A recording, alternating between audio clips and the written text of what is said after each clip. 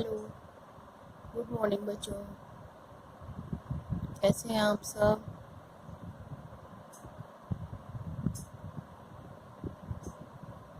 पिछला काम सो आपने करा होगा और रिवीजन भी किया होगा।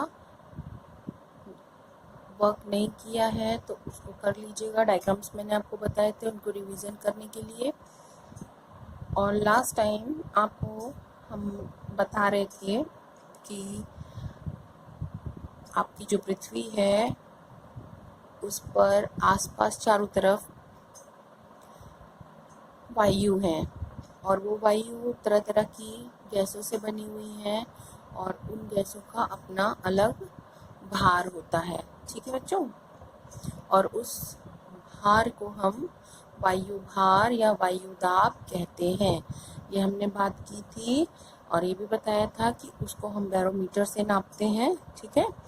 और जो आपकी पृथ्वी है उस पर जो वायुमंडल का दाब है, ठीक है, वो हर तरफ एक जैसा और समान मात्रा में नहीं पड़ता है।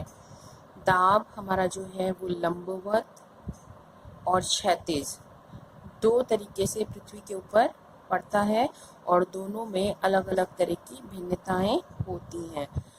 क्लियर? याद आया आप लोगों को? यहाँ तक हमने पढ़ा था। होप सो आपको समझ में भी आया होगा। फिर आगे हमने बताया था कि जो ऊर्ध्वाधर या लंबवत वितरण है, ठीक है, वो धरातल के ऊपर जाने पर जब हम ऊर्ध्वाधर ऐसे या लंबवत में हम ऐसे चलेंगे, इधर से नीचे से ऊपर की ओर चलेंगे, तो ऊपर की ओर जाने पर धीरे धीरे वायु दाब कम होता चला जाता है। ठीक है, ये बात मैंने आपको बताई थी। अगली बात आपको बताई थी कि जो पृथ्वी है उसकी जो नीचे की परतें हैं उनमें वायु का घनत्व तो सबसे अधिक होता है क्योंकि वहां पर भारी गैसें पाई जाती हैं। ठीक है। और उसके बाद था कि जैसे जैसे हम ऊपर की ओर बढ़ते जाते हैं ऊपर की परतों में वायु दाब कम होता चला जाता है, वो हल्की होती जाती है वायु और विरल होती जाती है, इसलिए वहां पर वायु का दाब कम होता है। ठीक है। इसका मतलब ये था कि जैसे जैसे हम ऊंचाई के साथ ऊपर की ओर बढ़ते चले जाएंगे हमारा दाब और घनत्व हमको दोनों ही कम मिलते चले जाएंगे। क्लियर है? ये हमारा था ऊर्ध्वाधर वितरण। ठीक है, किसका? वायु दाब का धरातल पर। अब हम आगे पढ़ेंगे धरातल का क्षैतिज वितरण।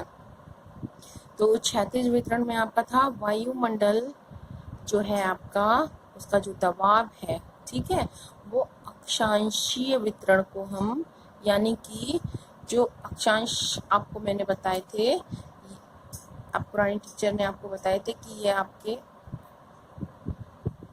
ये देशांतर है, एक्सक्यूज मी,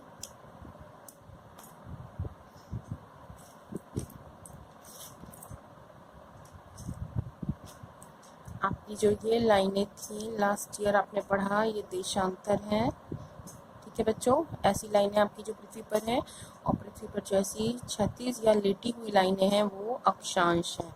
तो आपका जो वायुमंडल के जो दाब है या वायुमंडलीय दाब के अक्षांशीय वितरण को हम, यानी ऐसा जो वितरण पड़ता है उसको हम क्या कहते हैं? क्षैतिज वितरण या वायुमंडल का क्षैतिज वितरण कहते हैं। ठीक है, इसको आप अक्षांशीय वितरण या क्षैतिज वितरण दोनों कह सकते हैं। अक्षांशीय या क्षैतिज वितरण किसका वितरण है? ये वायु दाब का। क्लियर हो गई बात? ठीक है।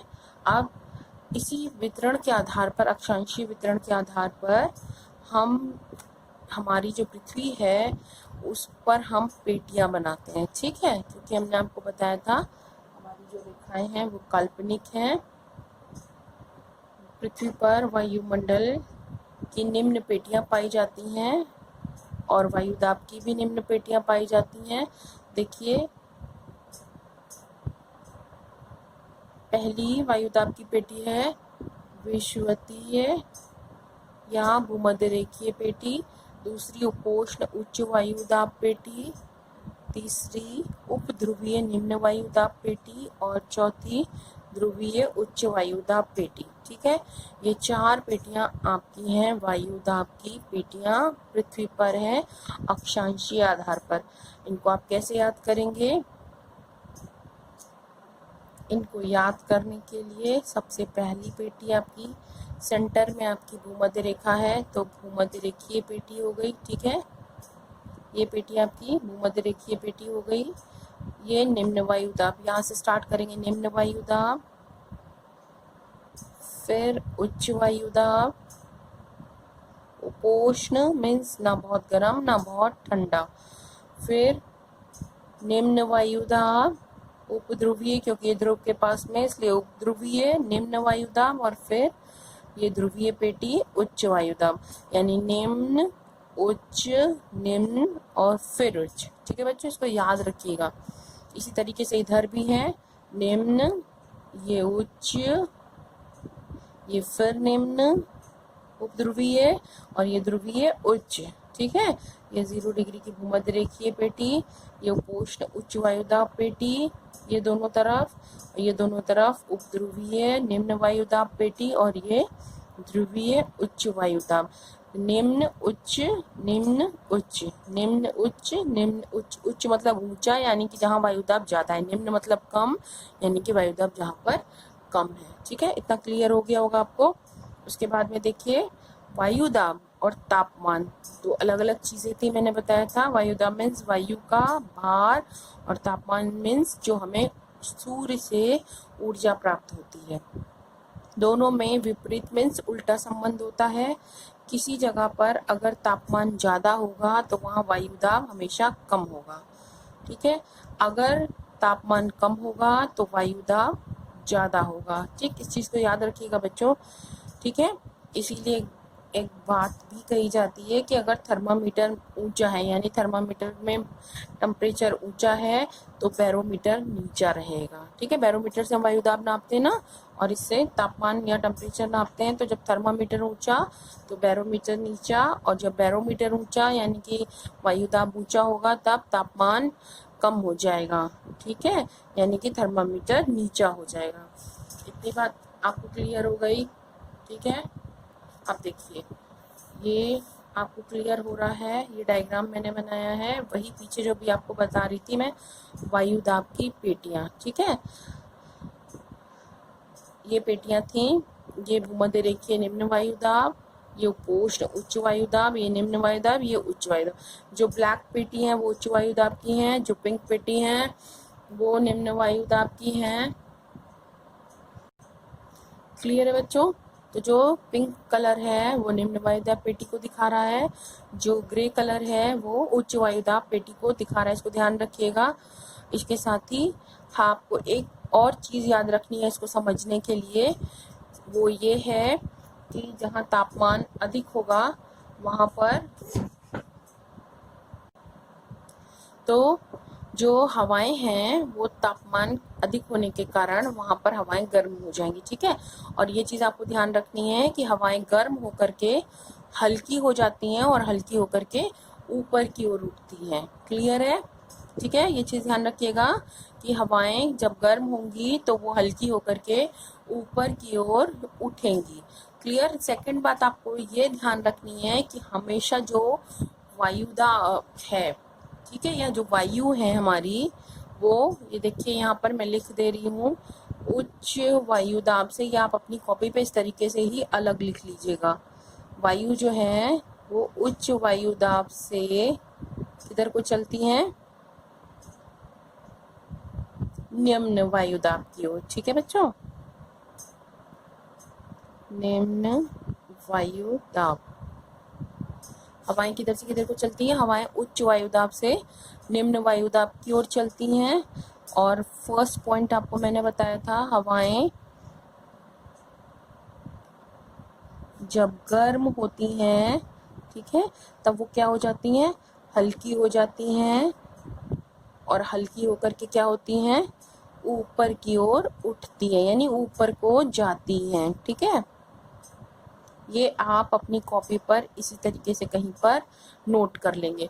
और उसी तरीके से ये वाला जो मैंने आपको ये इतनी लाइन बताई थी कि तापमान जहाँ ज़्यादा होगा वायुदाब वहाँ कम होगा, तापमान जहाँ कम होगा वहाँ वायु दाब ज़्यादा होगा। ये इतनी चीज़ भी आप अपनी कॉपी पे नोट करके रखेंगे, बाकी सब तो आपके पास रहेगा इस वीडियो में, लेकिन फिर भी इसको आप अलग से कॉपी पर अपने करेंगे। अब यहाँ आते हैं हम वापस इस जगह पर।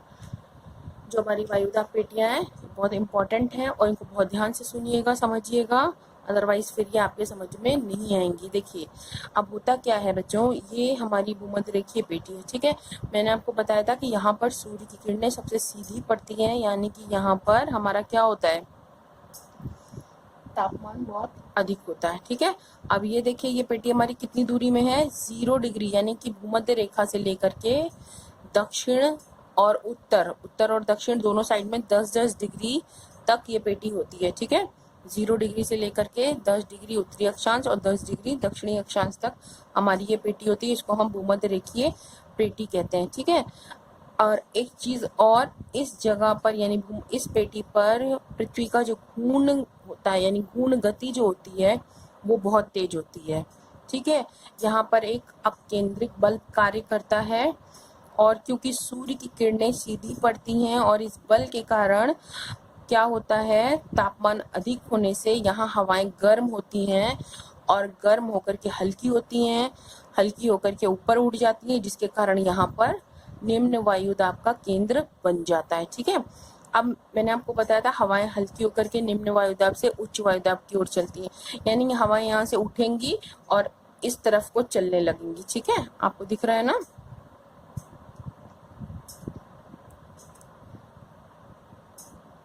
ये दिखा आपको, ये निम्न वायुदाब की पेटी हुई, ठीक है।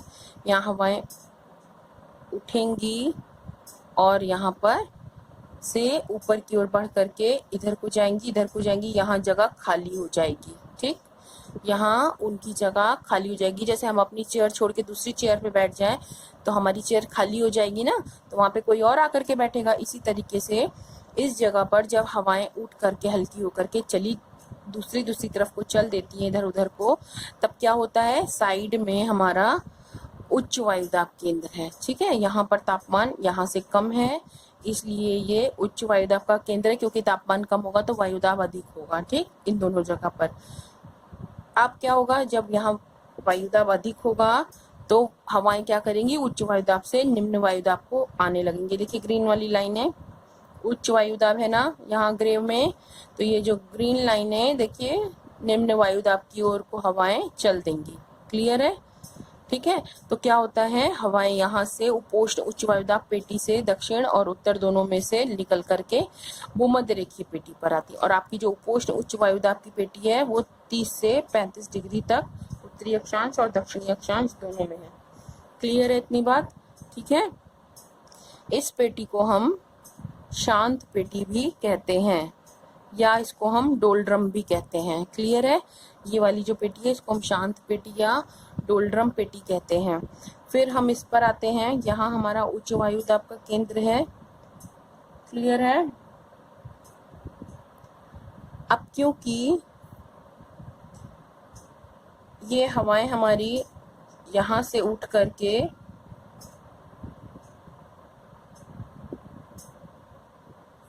उच्च वायुदाब की पेटी है ना, ये यहाँ से उठ करके हमारी इधर को आ रही है निम्न वायुदाब को। क्लियर है, और ये हवाएं इधर भी जाएंगी, यानी कि ध्रुवीय निम्न वायुदाब पेटी की तरफ भी जाएंगी। क्लियर है, ठीक है, समझ में आ गई बच्चों बात। आपकी हवाएं यहाँ पर आएंगी दोनों साइड में, ठीक। अब उसके बाद आपकी आती है उपध्रुवीय निम्न वायुदाब पेटी। ये आपकी 45 डिग्री से लेकर के 66.5 डिग्री उत्तरी और दक्षिणी दोनों अक्षांशों में है, ठीक है। 40 से लेकर के 66.5 डिग्री। अब यहाँ क्या होता है, पृथ्वी के अपनी धुरी पर घूमने के कारण इस क्षेत्र की वायु ऊपर उठ जाती है, ठीक है। हालांकि यहाँ पर भी तापमान कम है तो उस हिसाब से यहाँ वायुदाब उच्च होना चाहिए, लेकिन पृथ्वी के घूर्ण गति के कारण यानी घूमने के कारण क्या होता है कि यहाँ की हवाएं उच्च वायुदाब की ओर चलने लगती हैं, ठीक है। यहाँ ऊपर उठती हैं गर्म होकर के घूर्ण के कारण, और यहाँ निम्न वायुदाब का क्षेत्र बन जाता है और हवाएं उठती हैं ऊपर, तो कुछ जो है इधर से इधर को आने लगती हैं, और आपका ये भी जो है उच्च वायुदाब है, ध्रुवीय उच्च वायुदाब पेटी, तो यहाँ से निम्न वायुदाब की ओर को आने लगती हैं। ठीक है, क्लियर हुआ?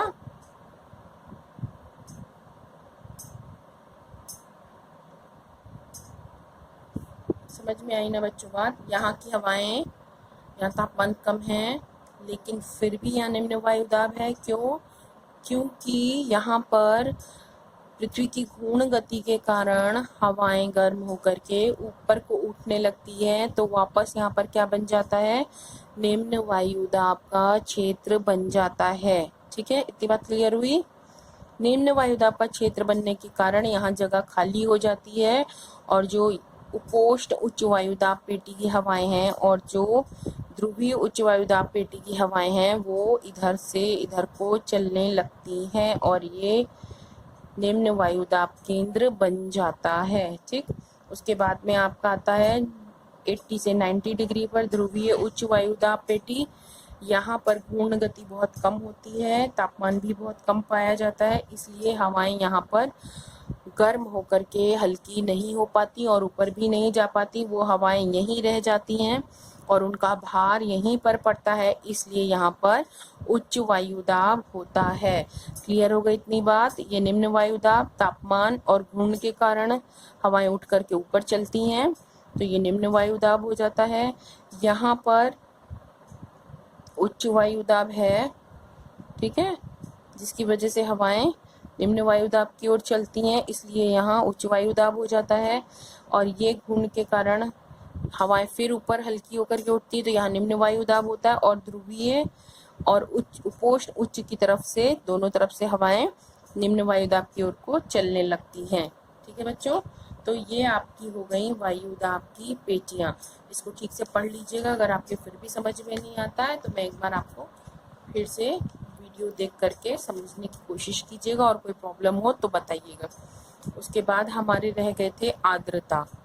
ठीक है, आर्द्रता मीन्स नमी। आर्द्रता मीन्स नमी, यानी कि जैसे इस समय आपका मौसम कैसा हो रहा है?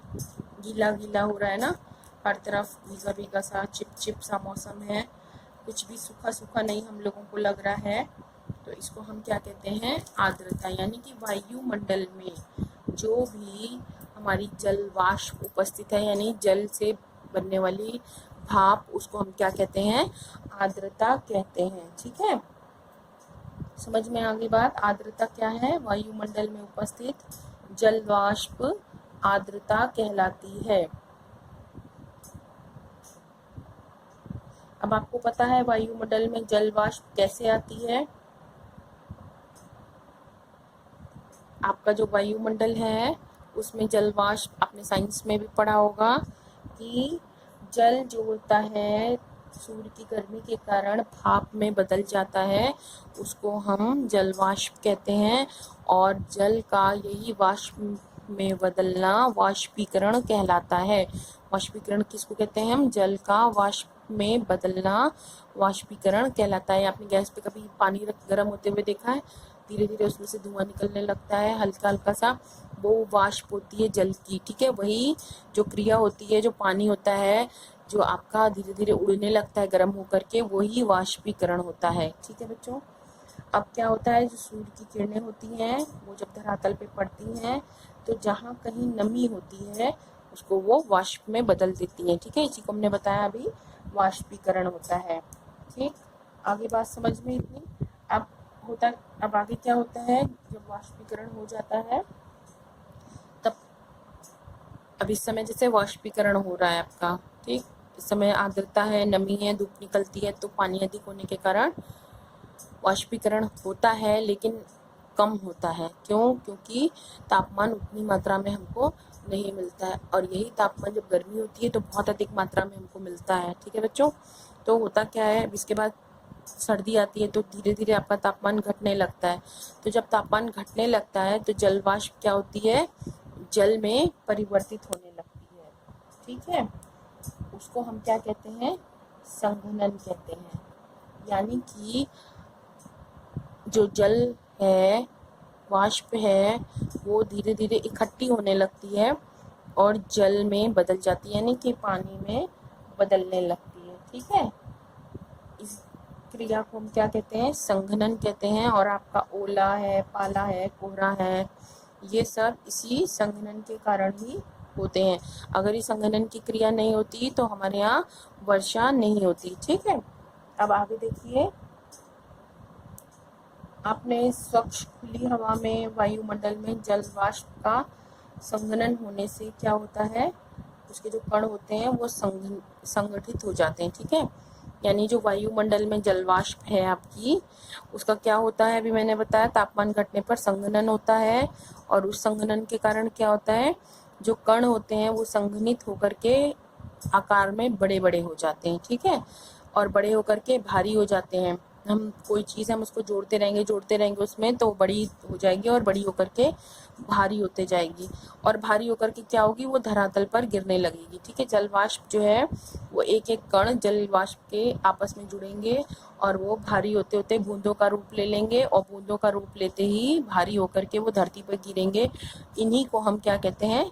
वर्षा कहते हैं। ठीक है, आ गई बात समझ में? इसको हम क्या कहते हैं? वर्षा कहते हैं। यानी कि जब धरातल पर जलवाष्प के कण संघनित होकर बड़े होकर भारी होकर पृथ्वी के धरातल पर गिरते हैं, तब इन्हें हम बूंदों के रूप में वर्षा कहते हैं। ठीक है, अब वर्षा हो गई, आपकी समझ में आ गई वर्षा। और इस वर्षा या आर्द्रता हमारी वायुमंडल में कितनी है, इसको हम आर्द्रता मापी नामक यंत्र होता है उसके द्वारा नाप सकते हैं। कि जैसे अब आज का मौसम है, हमारे मौसम में तापमान में कितनी आर्द्रता है वायु में, उसको हम नापेंगे। तो हम किससे नापेंगे? आर्द्रता मापी से। मौसम क्या है? थोड़ी थोड़ी देर में बदलने वाले जो परिवर्तन है, यानी थोड़ी थोड़ी पल पल में, घंटे में, दिन, सप्ताह में, कभी धूप है, कभी हवा है, कभी बारिश है, ये सब जो परिवर्तन होते हैं क्या कहलाते हैं? मौसम। थोड़ी थोड़ी देर में, ठीक है, पल पल पे बदलने में। जैसे अभी धूप, बारिश हो रही है, थोड़ी देर बाद धूप निकल आए, थोड़ी देर बाद हवा चलने लगे, तो ये क्या है? मौसम है। और जलवायु क्या है? एक लंबे समय तक किसी क्षेत्र, ठीक है, यानी मान लीजिए आपका गोरखपुर ही है, इसकी हम बहुत लंबे समय तक देखते हैं। इस एक क्षेत्र विशेष की जो भी दशाएं हैं मौसम की, वो कितने लंबे समय तक बदलती हैं, नहीं बदलती हैं, उस दशाओं के योग को हम क्या कहते हैं? जलवायु कहते हैं। ठीक है, यानी किसी एक क्षेत्र की लंबे समय तक की जो मौसमी दशाएं हैं उनको हम जलवायु कहते हैं। ठीक है, अब मौसम और जलवायु में क्या अंतर हो गया, आपको समझ में आ गया होगा। मौसम क्या है? क्षणिक अवस्था है या थोड़े थोड़े समय पे बदलने वाली अवस्था है। ठीक है, मौसम क्या होता है? क्षणिक होता है, परिवर्तन जो थोड़े थोड़े देर पे बदलता रहता है। और जलवायु क्या है? दीर्घकालिक परिवर्तन है जो लंबे समय तक एक जैसा रहता है और लंबे समय बाद बदलता है। दीर्घकालिक अवस्था और मौसम क्षणिक अवस्था है। क्लियर है बच्चों? ये चैप्टर आपका यहाँ खत्म हो गया है। इस चैप्टर को आप ठीक से रिवीजन कर लीजिएगा, समझ लीजिएगा और पढ़ लीजिएगा। ठीक है, कोई प्रॉब्लम होती है तो आप कमेंट बॉक्स में डालकर कोई भी बात अपनी पूछ सकते हैं। उसके अलावा बेटा एक चीज़ और मैं क्लियर कर दूं, एक बच्ची ने लिख करके भेजा था कि वो दो टीचरों से नहीं पढ़ सकती है, उसको कुछ भी समझ में नहीं आ रहा है, तो आपको एक ही टीचर से पढ़ना है। हिंदी मीडियम वाले बच्चे हिंदी मीडियम में जो मैं पढ़ा रही हूँ उसको पढ़ेंगे, और इंग्लिश मीडियम के बच्चे जो ग्रेस मैम पढ़ा रही हैं या जो वर्क दे रही हैं, जो भी काम वो बता रही हैं, वो आप लोग पढ़ेंगे। ठीक है, और चैप्टर में अलग अलग चैप्टर हैं, उसके लिए भी परेशान मत होइएगा। हिंदी मीडियम का जो कोर्स है वो अलग है थोड़ा सा, और इंग्लिश मीडियम में थोड़े से चैप्टर्स अलग हैं। ठीक है, तो उस डिफरेंट को लेकर के आपको कोई परेशान होने की ज़रूरत नहीं है। जो हिंदी मीडियम के बच्चे हैं वो जो मैं पढ़ा रही हूँ वो पढ़ें, और इंग्लिश मीडियम के बच्चे जो ग्रेस मैम पढ़ा रही हैं वो पढ़ें। किसी भी बच्चे को दो टीचर से पढ़ने की ज़रूरत नहीं है और दोनों चीज़ें पढ़ने की ज़रूरत नहीं है। क्लियर है बच्चों? इसके साथ ही मैं एक PDF भेज रही हूँ, उसमें आपका इस चैप्टर से रिलेटेड क्वेश्चन आंसर हैं, वो आपको अपनी फेयर कॉपी पे करने हैं। डायग्राम्स हैं वो अपने फेयर कॉपी पे लेफ्ट हैंड साइड वाले पेज पर बनाने हैं, ठीक है। और साथ ही में लास्ट में मैं एक टेस्ट भेज रही हूँ, उस टेस्ट को आपको एक अलग कॉपी बनानी है, उस पर टेस्ट को करना है और ईमानदारी से करना है बेटा, ठीक है। उसमें आप कोई चीटिंग नहीं कीजिएगा, जितना आ रहा है उतना आराम से कीजिएगा, नहीं आ रहा है तो उन क्वेश्चंस को याद करके सॉल्व करके दोबारा